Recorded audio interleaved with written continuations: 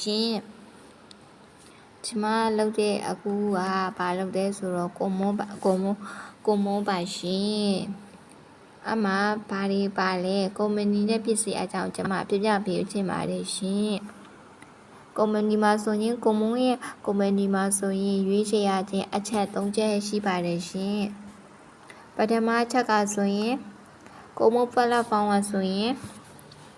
တောင်မဲ့လူတွေအားလုံးလောက်ကင်လို့ရပါတယ်ရှင်။ကုတ်ဆက်သမားတွေလုပ်လို့ရတယ်။ပယံသမားတွေလုပ်လို့ရတယ်။ခြံသမားတွေလုပ်လို့ရပါတယ်ရှင်။ကျမတို့စက်ချုပ်သမားတွေလုပ်လို့ရပါတယ်။အောင်မြင်တဲ့စီးပွားရေးတစ်ခုဖြစ်တဲ့အတွက်ကျမကရွေးချယ်ရခြင်းဖြစ်ပါတယ်ရှင်။ဒီကုမ္ပဏီအားဆိုရင်တရားဝင်ကုမ္ပဏီဖြစ်တဲ့အချက်ကြောင့်ကျမကဒီကုမ္ပဏီကိုယုံကြည်လို့ရွေးချယ်ခဲ့ပါတယ်။ဒုတိယချက်ကဆိုရင်ကျမတို့ရဲ့တတိကိုမို့တတိယဆိုလို့ရှိရင်နောက်ဝက်မာကတ်တင်အတွေ့အကြုံရှိပါတယ်အတွေ့အကြုံကဘယ်နဲ့နှစ်ပေါင်း30ရှိပါတယ်ဒါရင်မကသေးပါဘူးသူကအောက်ခြေကနေပြီးတော့တကယ်စူးစမ်းလာတာဖြစ်ပါတယ်CEO အစင်းနဲ့စူးစမ်းလာတာဖြစ်ပါတယ်ပလန်ရေးဆွဲရမှလည်းအရန်နှမတော့ပါတယ်အရန်နှမကျွမ်းကျင်ပါတယ်ရှင်အခြားကုမ္ပဏီမှာလည်းကုမ္ပဏီကိုရွေးချယ်ရအောင်မြင်တဲ့ကောင်းစားတဦးလည်းဖြစ်ပါတယ်ကိုမိုးပလက်ဖောင်းမှာဆိုရင်လက်အနေငယ်နှစ်အနေငယ်အတွေ့မှာကောင်းစားအများကြီးကိုမွေးထုတ်နိုင်ပါတယ်ဒါရင်မကသေးဘူးနော်ရောင်းအများဆုံးကိုလည်းတည်ဆောက်နိုင်ပါတယ်အဆောက်ကုမ္ပဏီမှာလည်းတနည်းသောအတွင်းတမထောင်တဲ့ချီရောင်းအောင်ကိုလည်းတည်ဆောက်ခဲ့ပါတယ်မောင်နှမတွေအားလုံးတတိယကောင်းစားပြီးသားအပြင်ရောင်းအောင်ကိုလည်းတည်ဆောက်ခဲ့ပါတယ်လူသားအတွေ့အကြုံမရှိလဲလုပ်လို့ရပါတယ်ရှင်စီးပွားရေးမလုပ်တဲ့လူအတွေ့အကြုံမရှိလဲလုပ်လို့ရပါတယ်ဒီကိုမိုးမှာဆိုရင်အောင်မြင်သွားတဲ့ကောင်းဆောင်တွေလည်းရှိပါတယ်ရှင်နံပါတ်3ကတော့ဒီကိုမိုးဟာဆိုလို့ရှိရင်ကိုပိုင်ဆက်ရုံထောက်ကုန်တွေလည်းရှိပါတယ်ရှင်သူကဆိုလို့ရှိရင် IDO Plus ဗမာရှိတာလဲဆိုထိုင်းနိုင်ငံမှာရှိပါတယ်ရှင် IDO Plus ဆက်ရုံကဆိုရင်နောက်ထောက်ပေါ်ခေါ်မှာတည်ရှိပါတယ်ရှင်ဘယ်လိုမျိုး IDO Plus ဆက်ရုံကဆိုရင်စီးပွားရေးလုပ်တဲ့လူတွေအတွက်အရန်နမကောင်းပါတယ်ရှင်ကိုမိုးစနစ်မှာဆိုရင်ဒီအစစ်စစ်တင်တဲ့ရှိတဲ့ဝီဆက်ဆက်တင်တဲ့ပြီးရင်တရင်ကိုရီနေတာရုံးခန်းမှာလက်တွေ့တင်တဲ့ရှိတဲ့အကောအခါမကြီးပါရှင်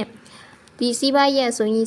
အတွေ့အကြုံမရှိလဲလုပ်လို့ရပါတယ်ပညာတက်မတက်ငါပညာတက်လို့ငါဘွဲရလို့လည်းမဆိုင်ဘူးနော်ပညာတက်မတက်ဘွဲရမရလုပ်လို့ရပါတယ်ရှင်ကျမတို့ဒီကိုမိုးကိုရွေးချယ်လိုက်တယ်ဆိုတာနဲ့ကျမတို့ရဲ့ဘဝတိုးတက်ပြောင်းလဲစီမှာအမှန်ပါရှင်ဒါတော့ကုမ္ပဏီအကြောင်းပါနောက်တစ်ခုကတော့ PC ပဲဖြစ်ပါတယ်ရှင်အဒီရဲ့ PC ဟာဆိုလို့ရှိရင်နီးပြူအလေးရှိပါတယ်နီးပြူအလေးကအရင်စောမျှဝေပေးမှာဖြစ်ပါတယ်ဒီ PC ဟာဆိုရင်အမျိုးပေါင်း